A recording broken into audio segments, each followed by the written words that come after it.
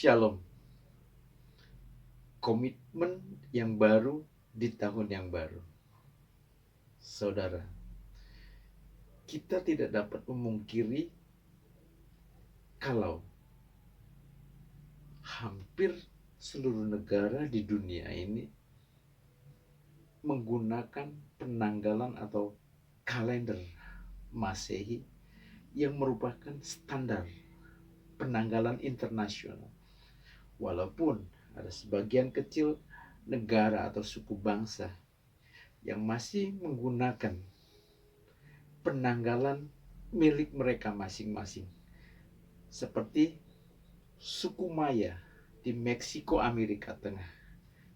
Ada kalender suku Jawa untuk orang Jawa dan kalender Saka bagi orang India. Ada kalender Imlek atau Tionghoa yang digunakan di China.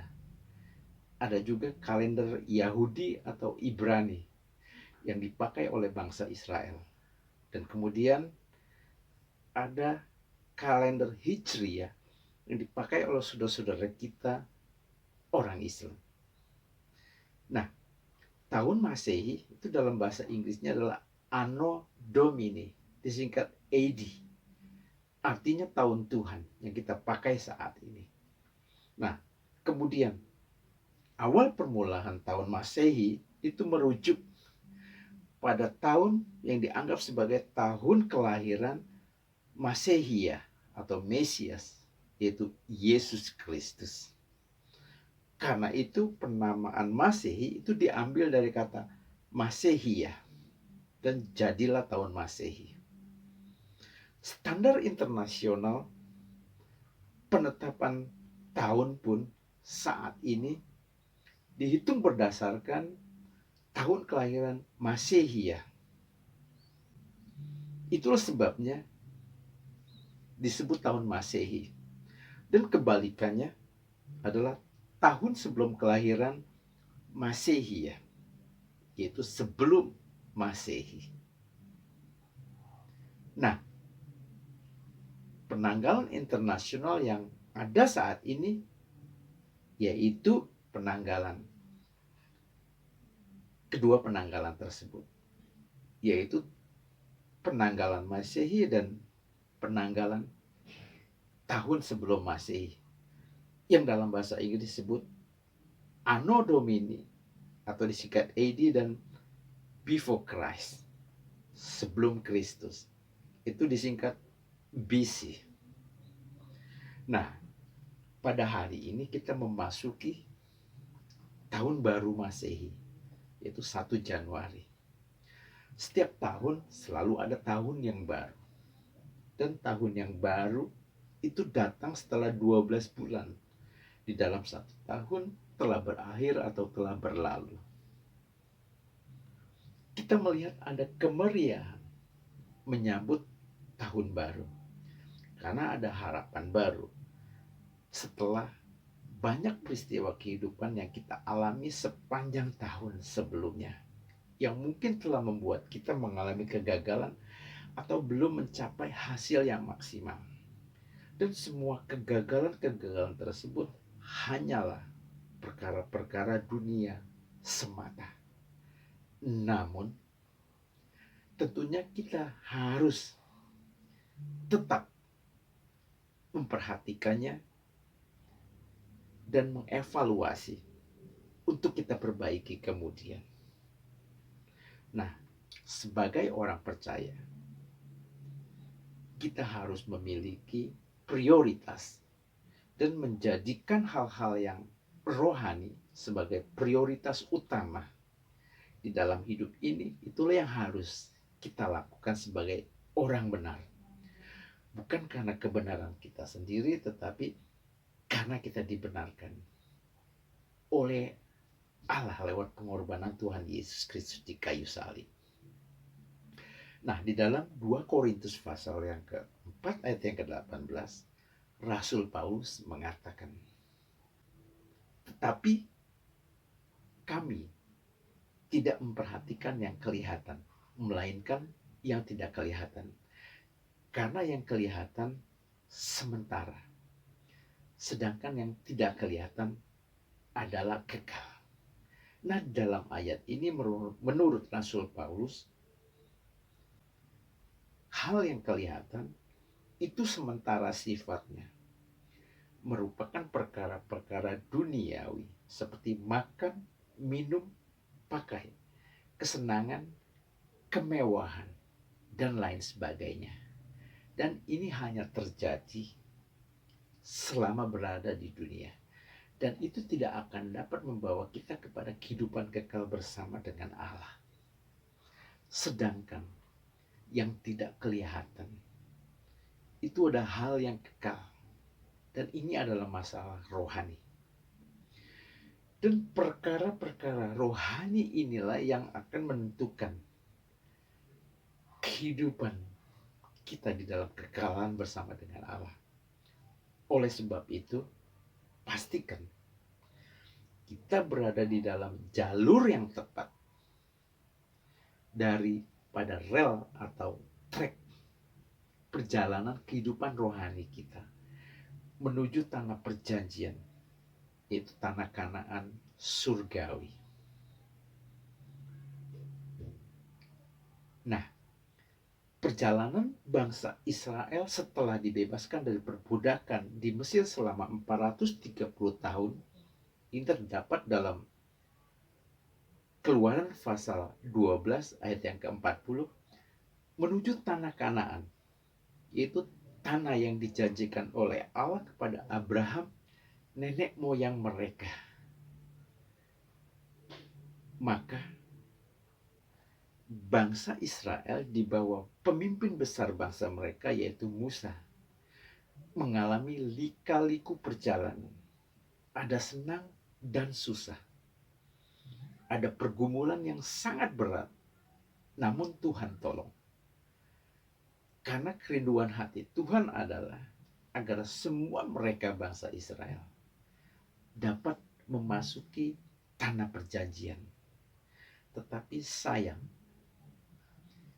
kelompok generasi pertama bangsa Israel yang keluar dari Mesir tersebut gagal memasuki tanah Kanaan. Mereka dibinasakan di padang gurun.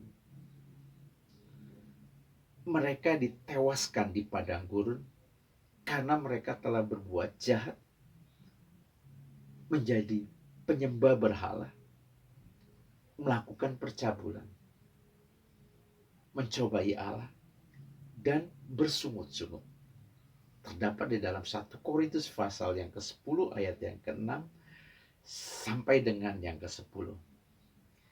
Mereka tidak mendapatkan perkenanan Tuhan, melainkan murka Allah, sehingga mereka tidak memasuki tanah perjanjian. Ini adalah kelompok yang pertama. Kelompok yang kedua adalah mereka yang diperkenankan oleh Allah. Namun mereka telah meninggal sebelum menyeberangi sungai Yordan menuju tanah perjanjian.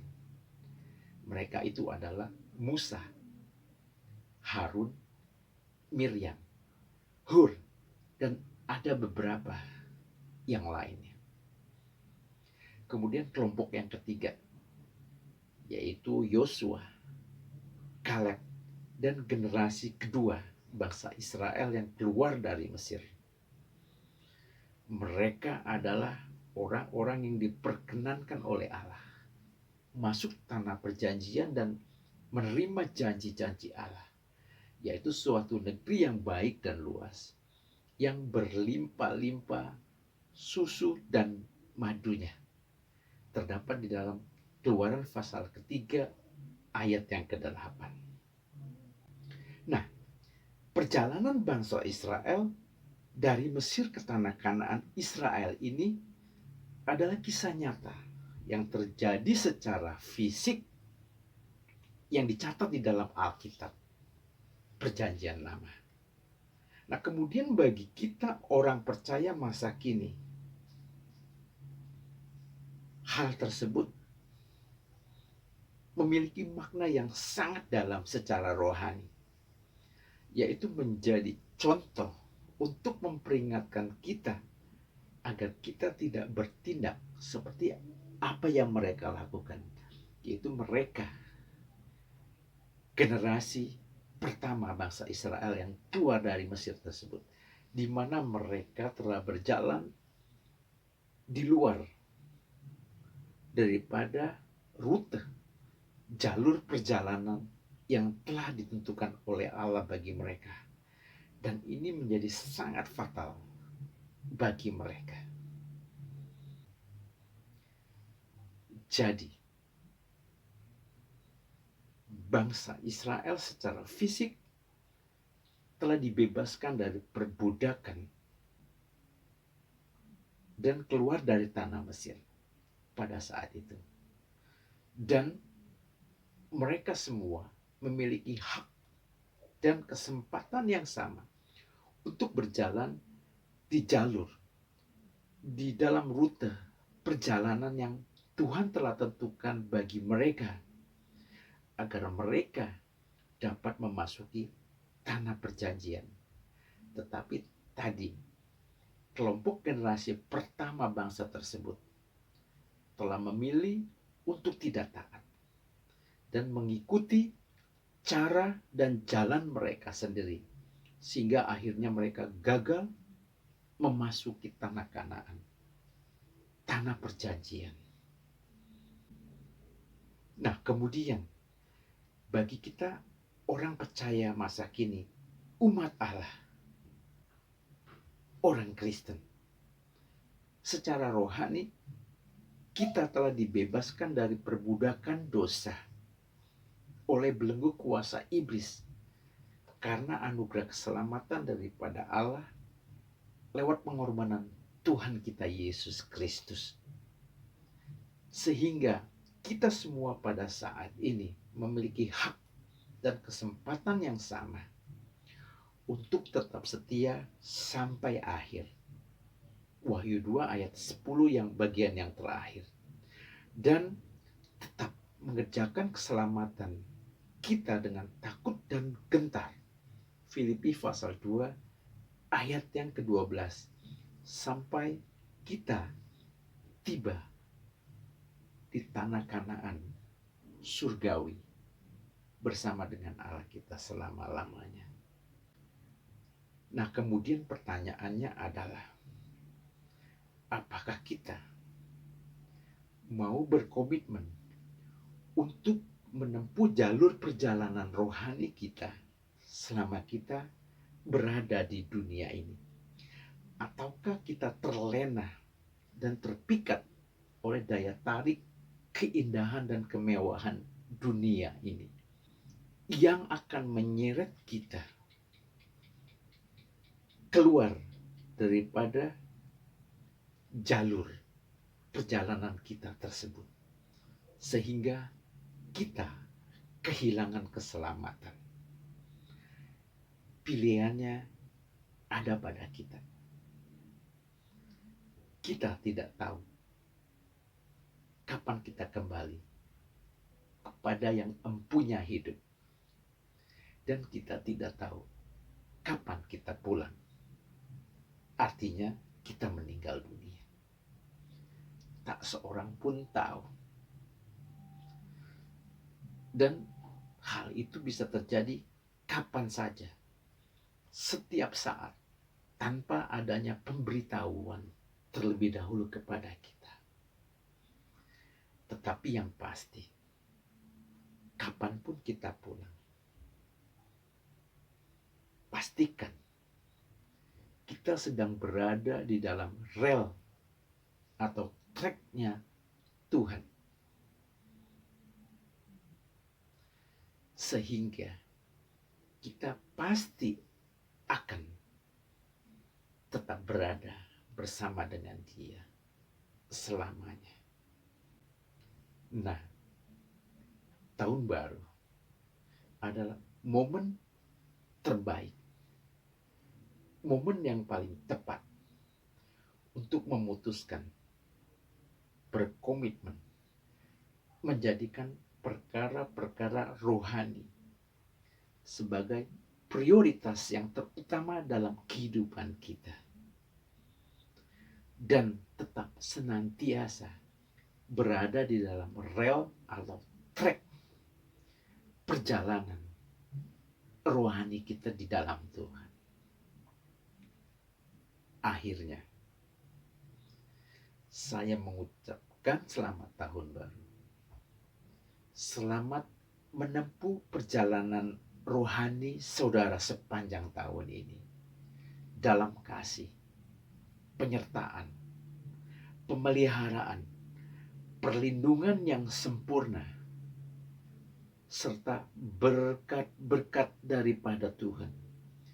Baik berkat rohani, berkat jasmani, berkat materi, berkat kesehatan, dan berkat-berkat yang lain dari Allah Bapa, Anak, dan Roh Kudus. Allah yang kita kenal, kita sembah, dan kita percaya dalam Tuhan Yesus Kristus. Sekali lagi, selamat tahun baru. Tuhan memberkati kita semua.